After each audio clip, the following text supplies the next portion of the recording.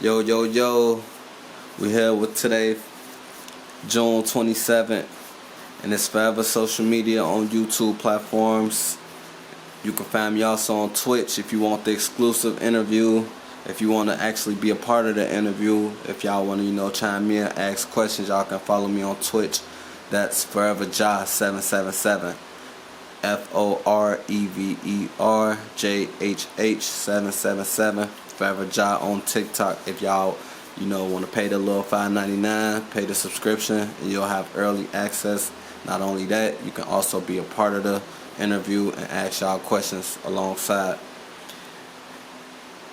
And without said, let's just get right into the interview. I got my guest, Meechie, and this is going to be a really informative, this is going to be very special. And this is a very important guy. His family right here. He did 23 years in Illinois prison, maximum. And he got his story and he just want to break it down for y'all, man. Welcome to the platform, Meechie. Thanks, man. I appreciate you, man. Yep. It's a blessing to be here. So, let's get a vivid picture of like who you are, like who you is. You feel me? And just before the prison, like who is Meechie? Man, if I had to describe myself, like to be honest with you, man, I was like a very caring person, a very giving dude, man. Just lost like everybody else, Mm-hmm. Stuck in the ghetto, group homes, foster homes, like just fighting the woes of life like everybody else. So that's who I was, man. Like I was always the wild one in the bunch, the silly one in the bunch. But they crowned me smart. I never said I was smart. You'll never hear me say that. Mm-hmm. But I get that a lot, I was just, man, like every other kid in the ghetto, every nigga in the ghetto who thought life was just about money, cars, clothes, like that was me. Like, Mm-hmm. you know what I'm saying? Like, with a twist, I survived. A lot of dudes didn't. That's what make me now Mm-hmm. versus then. Who I am now versus who I was then, Right. Do you feel like you understood your environment, your community, and your early influence early on, like jumping off the porch? Nah, I didn't. Okay. I did that like I jumped off the porch, like, to be honest with you, like I grew up in like foster homes and group homes. Like I've been to like 16 different grade schools before eighth grade. Mm-hmm. You know what I'm saying? I got took from my mama when I was 6 or 7. So I learned early on in the game as to how people operate. I had to learn people quick. You know what I'm saying? But when I came back to the hood, to where my moms and them, you know what I'm saying, lived, my auntie, probably, Shemaine, Kevin, Dwayne, you know what I'm saying, all them lived, that was in the hood. Man, so I was like kind of behind a little bit.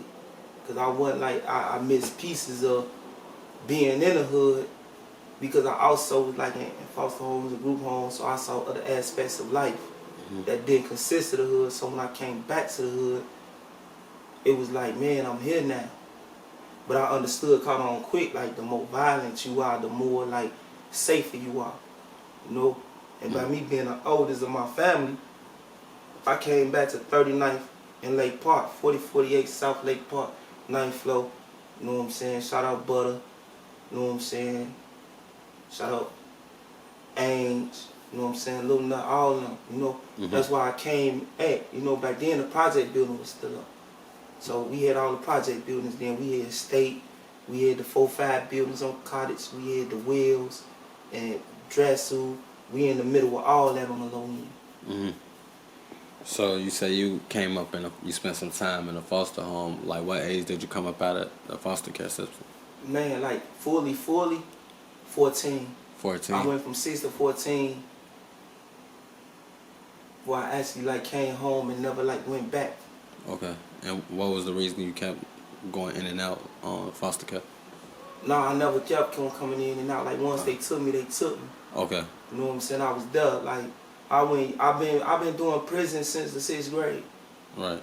Like real talk. Like I've been doing jail since the 6th grade because like, and I say that because like, when you in them foster homes, the number one thing like jail, the most you miss is your family. Right. So imagine that being placed on a 7-year-old, 8-year-old, 9-year-old, or like visits coming. You know what I'm saying? OG, best mom in the world, you know, but she had her battles too, you know. Right. And she got hooked on drugs. So you 8, 9, and you wondering why your mom ain't show up for this visit, for this supervised visit or whatever, you know.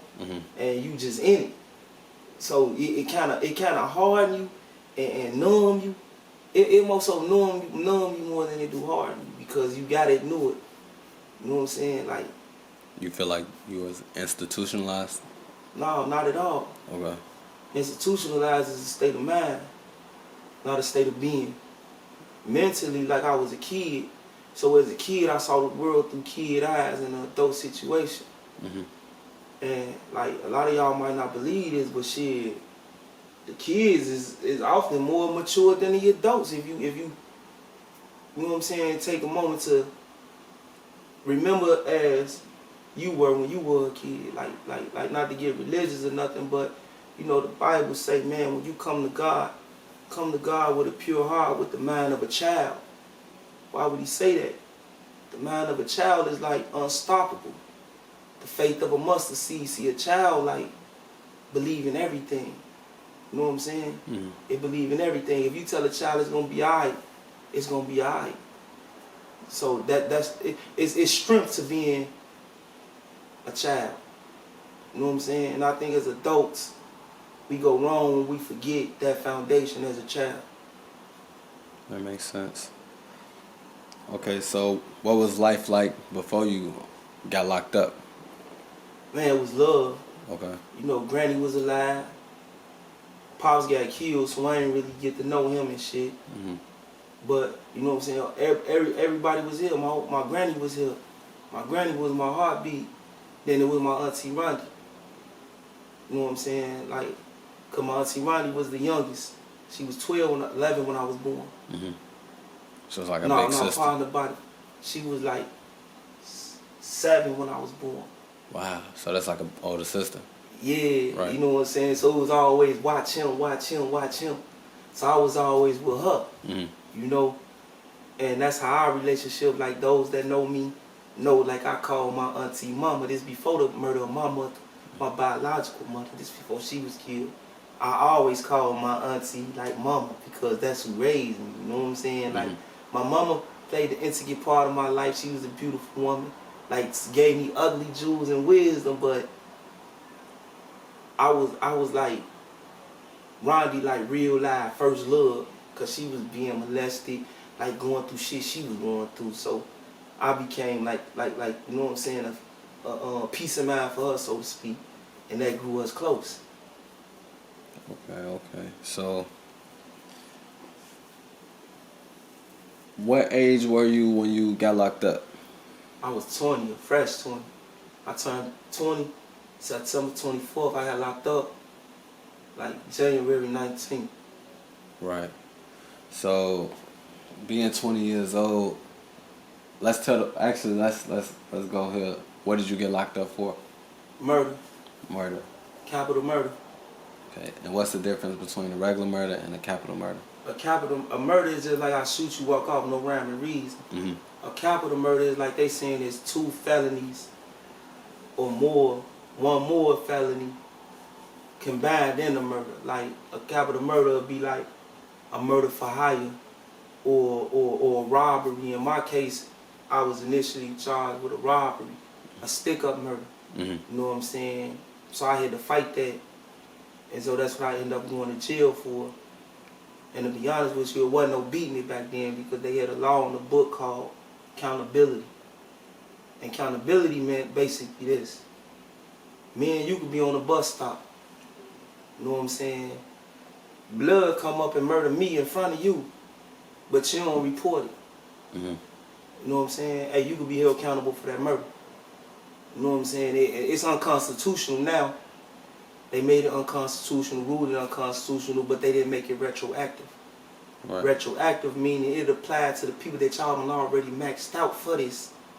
So even if I beat the murder, I still would have been facing accountability because I knew about the murder, was around for the murder, who pulled what trigger, you know what I'm saying? Like, my boy still like kind of like fighting that case because he went to trial, like on the capital murder. Mind you, bro got caught with one of the guns the night the murder happened, a half a block from the murder. I left. You know what I'm saying? Like we in the land. I mean, I'm out. He wanted to go check out with some bitches that live, ironically, in the same building that the nigga got killed in front of. You know what I'm saying? Excuse me for saying nigga, man. Long live, you know what I'm saying, Mr. Gordon, man. Like, because at the end of the day, now that I'm older, man, that wasn't even like, I ain't glorifying like, man, gee, that was it, no. When a lot of y'all get older, y'all out here doing this wild shit, y'all don't see on my mama, boy, when them motherfucking bars close, and that doom, you hit that Menard Gallery, you gonna see like, man, this shit stupid, Joe.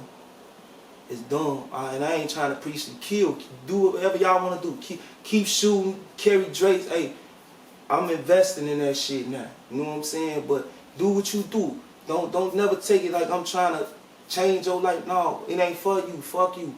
It's for that nigga that's thinking about or that's halfway off. That ain't for you niggas out there wilding out. I gotta get lit back for this. Nigga, that shit ain't gonna never end, nigga. It ain't gonna never end. It ain't no. It's a setup, Joe. It's a trap. Like. So I'm saying that, like, man, Mr. Gordon, like at the end of the day, if I could take that murder back, I would. You know what I'm saying? Because, like, his family didn't deserve that shit. My family didn't deserve that shit. And it was over some petty ass shit. You know what I'm saying? Some shit that could have, like, man, that man died for nothing, B. At the end of the day, regardless, whatever I give you in this interview, at the end of the day, it was for nothing. And that's what all of us out here killing for. That's what all of us out here dying for, nothing. Old Block, Dro City, Dog Pound, whatever the fuck you want to call that shit. At the end of the day, nigga, when they knock that shit down, that shit gonna say Osco, Jewel, 7-Eleven, a fucking coffee shop or some shit, nigga. Like, that's what we dying for that shit. And the state collect money off our stupid ass dying out here for nothing. Okay. I just want to make that clear, like, man, I ain't here to boast on that shit. Like, man, I did a lot of shit out here in these streets. With the exception of kids and women, like, I swear to God, nigga, I think I done it all. You know what I'm saying? Like, and that's no cap, there's no cap. I done it all out here. Rob, stick up, murder, whatever. Like, sold drugs, been shot at, been, you know what I'm saying? Been a winner of a situation, been on the winning and the losing end of these streets. Right. You think you had a choice, like, okay, leading up before you got incarcerated, who were you before that, before the incarceration, around the ages 15, 14, 13, you know, around them ages? I'm going to say I did. You had a choice? I had a choice, because okay. Like I say, man, I grew up in group homes and foster homes, G. All that shit wasn't bad. You know what I'm saying? Like, I climbed mountains before. How many niggas in the hood guys just say they climbed the mountain? I done been kayaking on the Colorado River and all type of shit. I saw, like, I was highly good with my academics. I wrestled, I boxed, I was in ROTC. I broke state record in the 4-man relay for the Illinois State Swim Team Division. Like, I'm camping, all that shit. I saw all that shit. Okay. When I came back, when I came back home at 14, my actions was basically a reaction to my environment. You know what I'm saying? Like, that's what it was. So can you talk about the day or the moment your life changed? Man, the moment my motherfucking life changed, shit, when my mama told me I was going with that lady, and she had them motherfucking M&Ms. And I'm thinking about shit, whatever shit, she got a bag full of M&Ms. Like, that was the beginning, because I left home. The day my life changed is like when I could actually develop more developed on the cognitive side. Shit, when I came back home, I went right there on 57 Indiana. You know what I'm saying? Like, anybody from that area, from the era of the 90s, know what it was like between the Calumet building and 57. the insane GDs and all that shit, like when the wheels was up, y'all know what that was like. So y'all know what I came home to. You know what I'm saying? Like it was tight. Like I got shot at damn near every day of the motherfucking summer. No exaggeration. No cap. Like when your ass, it was so bad I come home, like when this sun go down, wherever you at, that's where you at. It was so tight. Like nigga, aunties, cousins, you know what I'm saying? All of us could relate to them being with me and like at some point getting shot at. So that's what you remember most clearly from that time? Yeah, but the love, like being home with my family, like it didn't matter if we was fucked up or not. The love made me feel like I had everything in life. I ain't mind being bad. You know what I'm saying? Cause bad just meant you could do whatever you wanted to do. And then my auntie, like, she disciplined, like, West, Bell, Kevin, Jermaine, Dwayne, and all them, but she wouldn't discipline me because she was guilt-tripping based off of my experiences already with life. So I ain't had nobody to answer to. If I go out shoot, like, I can remember, like, niggas giving me their jabs and shit, like, man, your ass ain't, yeah, alright, you know what I'm saying? I work that shit off, and then, man, hey, we finna smoke this shit, hot box the Chevy. And motherfuckers knocking on the door like, man, your nephew just took, you know what I'm saying, 37 bags, woo, woo, woo. Like, in my mind, like, shit, what you gonna do about it? Not really knowing the danger and the severity of the situation, but that was the type of shit I was bringing to the crib, you know? So my life changed coming back to the ghetto, like, cause when I left, I was in a foster home with a man named Saul Salahuddin, man. If you ever see this man, I appreciate you. Shout out to Taliba, shout out to Saul. Saul was a Muslim that started to work at this residential group home I was in, this bad boy home I was in called Guardian Angel in Joliet. And wait. We gonna get there. I wanna, you feel me, stay in the time frame. So like, cause I say that because I want to get like, what was your like first impression of prison life? Like your first year there, like the county or prison? Prison. Man, I fucked up. When I walked out I got off that bus in Menard. Menard, where is that at? It's down south. Okay. You know what I'm saying? It's a maximum prison. It's one of the most dangerous prisons in Illinois. Okay. You know what I'm saying? If not the most dangerous prison in Illinois. Like it was Menard, behind the wall. They called it behind the wall. It's Stateville and Menard. But Menard was where like the north siders resided. See, we ain't had like in Illinois, we ain't had a brother Aryan hood. We had the north siders and shit. And the men before me, that's what they went up against. Down south, it's all Europeans down there. So it's like you in a pit, literally a pit, you know. The pit, it's they call it a pit because you go down there, you can literally feel your ears pop on that bus. And when they took us in this building, right, it's all shiny, flow, white pictures of white men hanging all up on the wall of their accolades and shit. But I made this left through this door, and man, I was on the tip. And the best way to describe this, and I've been saying this from day one, I felt like I was in a human can opener. What does that mean? That's the best way I can explain it. This motherfucker is a can opener. Like man, the energy, like it just all at one time. Like damn, I fucked up. The county wasn't nothing but stab or be stabbed, gang banging, drugs, but the joint is different. The county here is not the county today. Like, it was way more structured, meaning, man, if that hit get called on you, you down. Or if I don't kill you, they gonna kill me. Right. So we gotta fuck you up so they don't fuck us up. It was organized, you know what I'm saying? But could you get away with something like that in that? It was like could you get away with a murder inside the county? Hell yeah. Easily. It happened all the time. Without getting time added. Without getting time, who gonna tell? Where you gonna go? Right. I can't speak on these cats today, but back then, where you gonna go? Back then, it's a phone call. Everybody knew everybody. Oh, your mama stay. It was different then. Like I done been. Look, I'm gonna give you one. Shyster Mo from Motown. When folks done pushed on Shyster. Shyster ended up coming back to life, but man, they had white sheet in him. You know how many people spoke? Nobody. Cause back then it was either get your lick back or shut the fuck up. It was real wars in that bitch. Okay. You know what I'm saying? Did you have to affiliate with something? Or like, did you grab onto something once you hit the county or the prisons? Nah, hell no, I was already active. Like, I became active in 93 as a shorty. I want to say this, right? Because this is like crazy. I was in this group home called Maryville. It was a place called Big Maryville in Des Plaines, right? Mm-hmm.